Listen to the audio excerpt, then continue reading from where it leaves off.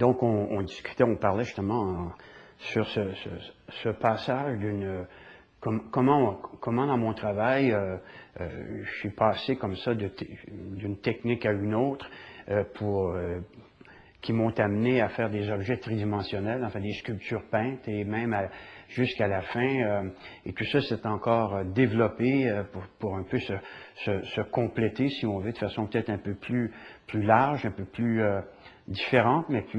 plus précise, avec les quelques installations que j'ai faites à la fin des années, toute fin des années 60, 69, et jusqu'en 72, 73, 74. Donc, ces installations qui venaient en quelque part terminer ce cycle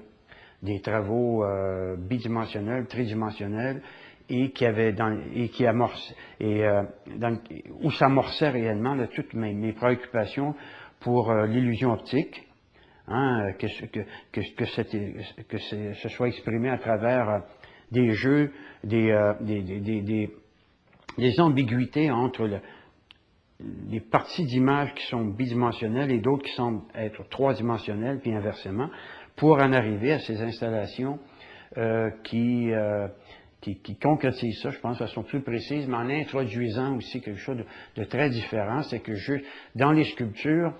la notion de participation du spectateur est présente, bien sûr, parce que le jeu se fait en autant que le spectateur bouge devant les sculptures, mais alors que dans les installations, alors là, et quand on pense surtout à Duo Reflex, que j'ai réalisé en 1969 et qui a été présenté au musée, dans une grande salle du Musée d'art contemporain en 1970,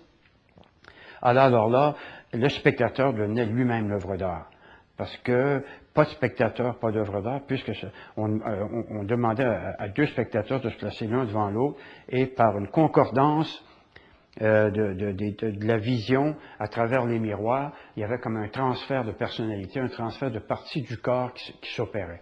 Donc cette pièce d'ailleurs qui vient d'être présentée pendant 3 mois de temps, en février, mars, avril et mai, je crois, au musée des...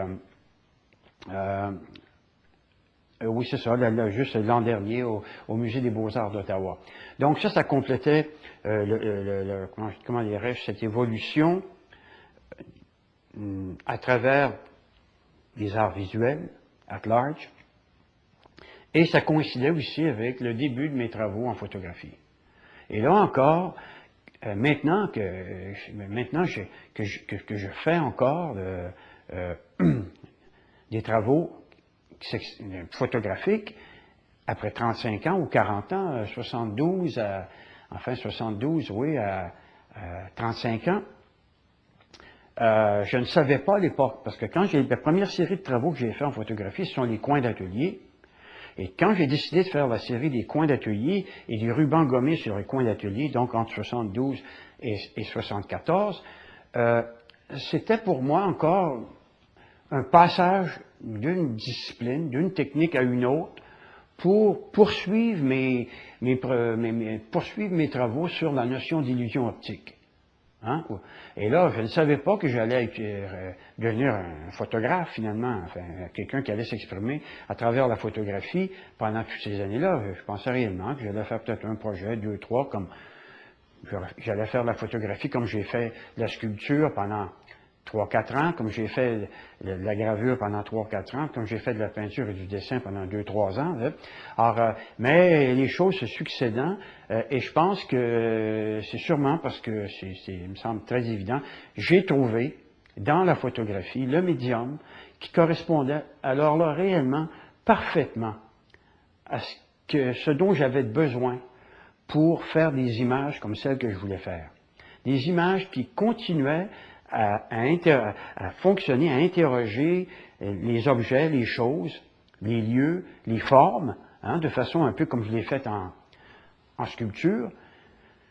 Des images qui me permettaient aussi d'élaborer, d'explorer des rendus qui s'apparentent